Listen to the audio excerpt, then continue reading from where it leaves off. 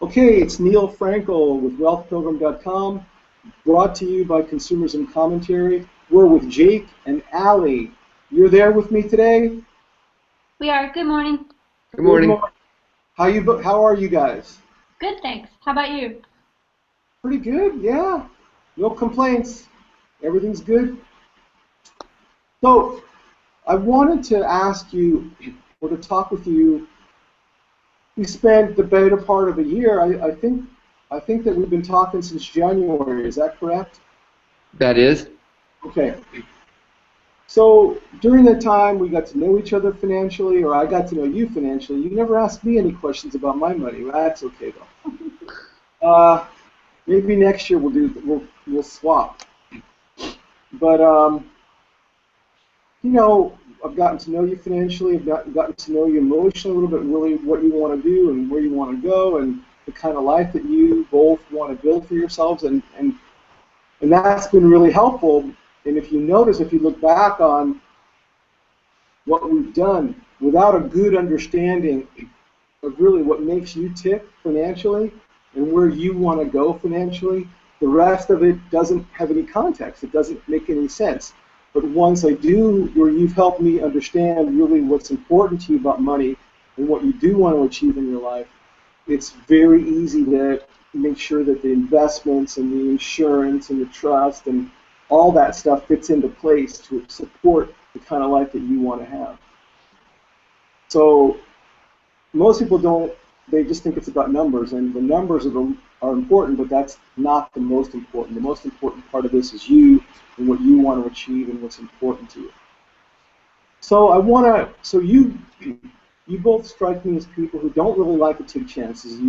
You're planners, and planners are people who tend to be conservative, and they want to make sure that what they plan out happens. They're not big risk takers. Would you say that that's a good characterization of yourselves? I would. I don't think that I wouldn't consider myself someone that takes risks financially. Other ways, yes, but not financially. Okay. And how about you, Allie? I would agree with that. Okay. So I think it's important then to consider what the risks are. Because just to remind everybody, you're planning on retiring in about 3 or 4 years, right? Correct. Okay. And Jake, you'll be in your early 50s when that happens, right? That is correct. And Allie will be in her late 40s. So what do you think are the risks? In other words, we've built this plan. Remember a few months ago, we built out a financial plan. We looked at it. And what are the conclusions that you come to? What are the risks? What are the things that are most important starting today and going through your entire retirement? Those things that could, that you've got to be on top of so that they don't pop up and bite you in the rear. I think the first two that come to my mind are issues that we talked about last month with healthcare, the massive cost there. The second thing is if we don't plan with our investments properly, and then something happens like 2001 or 2009 where there's a massive change in the stock market, if we're not somewhat prepared there, that could have a massive impact to our retirement. Right.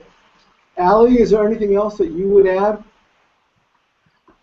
I think the two that he hit on are probably the biggest worries for me too. I'm still kind of amazed that we would be able to retire in a few years, but he's done a good job with all of that. You guys have both done a really good job. And you're right. I would agree, but I would add one more. So absolutely, health insurance or catastrophic illness could change everything unless you have the right coverage. Some huge change in the investment landscape could have a negative impact, and I'm going to circle back to that in a minute. But also, and I think this is an assumption that you've made, but I want to clarify it for you and for everybody else, is the importance of your overall spending. Correct. That's really important because if your spending is, you know, if you invade your capital, obviously, then there's less capital that can create income, and then what happens is people get on this like a melting snowball situation, where they're taking the same income or more income out of a dwindling capital amount, and as a result, then they have to go back to work at 80, and that's really not what you want to do. So retirement, successful retirement really rests on a three-legged stool of number one, income, retirement income, which you probably don't have much control over. Social Security, that's about it. Your investment performance, you have some control over that because you can decide how you want to invest, but in any one year, who knows what's going to happen. And again, I'm going to circle back, but the thing that you have the most control over is your spending. Now, you guys happen to be very, very good at knowing how much you're spending and watching it. And I don't want you now to shut off the lights at 6 p.m. and and push the car downhill, shut off the engine when you get to a downhill. That's not. I'm not talking about being super frugal to a crazy level. But to make sure that your spending is number one, you're tracking it, and number two, you're matching it on average to your overall plan. And we talked about, I think I sent you a link about my 5-minute a month spending plan. Correct. Okay. Did you guys ever look at that or read through that? I did. Yes. So the reason I think that's really important is because even if you're watching on a monthly basis, and just to give the people at home some background, and I'll put up a link on how to get to that post. But you guys, what you do is you've been tracking your spending every single thing, and that's wonderful. But in addition to that, if you look at your overall spending on a monthly basis and compare it to your average and calculate a 12-month average, that's really important because sometimes in 1 month you might have to fix the car, you might have to replace the refrigerator, fix the roof, whatever it might be. Those things, unexpected emergencies happen, and if you look at it only in monthly increments, you might either underestimate or you will underestimate and overestimate your spending. But when you look at it on an annual average, it tends to work out. Does that make sense? It does. I've noticed since we've been doing this for the Naked with Cash series that I was amazed at how much we spent on certain areas on a yearly basis. So far this year, it blew me away with some of the numbers that we were spending. Now, did that make you change any of your spending habits? The biggest one that caught me off guard was gasoline. And it's not, we don't actually spend that much when you compare it to other people, but my numbers showed that we were spending just on our normal thing like $7 a day in gasoline. Okay, but do you have any control over that? I really don't. I mean, unless I start walking to work or something. It was just a surprise because we live so close to work. Exactly. Okay. Okay, well, the thing is, once you retire, your lifestyle will change. We've already decided that probably, unless things change, you're probably not going to open up a big kennel and invest a lot of, or dog daycare situation because the risks are too high compared to the capital that you have to put out. So that means you'll be doing something else. Exactly. Allie will be busy doing her photography. We don't know what you're going to be doing.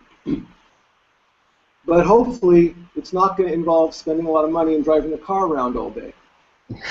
True. We're going to have to give him a hobby that makes money. I like it. So whatever it is, it's important to continue to track it. not to become fanatic about it, but when you first retire, it's all a new life, and it's important not to freak out, but to first just track for 3 to 6 months, and then look back and say, are we spending too much money? Could we afford to spend more? What's going on? And but because that you're already doing this now 3-4 years before you retire, you want to continue doing that. You're developing good habits, and you want to continue doing it after you retire, so that you don't want to have to make changes when it's at a critical point. So if you do it now and you continue to do that, which is the most important part, 3, 4, 5 months after you retire, then you look back and maybe make some adjustments. That's fine. It's no problem. It's no problem even to overspend a little bit for half a year or a year. What's very important is not to overspend for 10, 20, 30 years. Right. If we have, I believe my thinking is that if I know approximately what we're spending on everything now, and when we get to retirement and we know what we're spending there, if you assume that everything is basically going to be the same, you should know, okay, I'm going to make it till I'm 80, or I'm going to make it till I'm 120.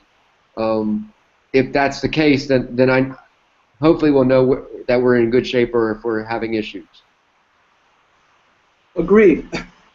So what I would recommend, again, and I want to come back and talk about your investments again, but it would be a good idea to redo your financial plan every couple of years, or at least when there's a triggering event like a retirement.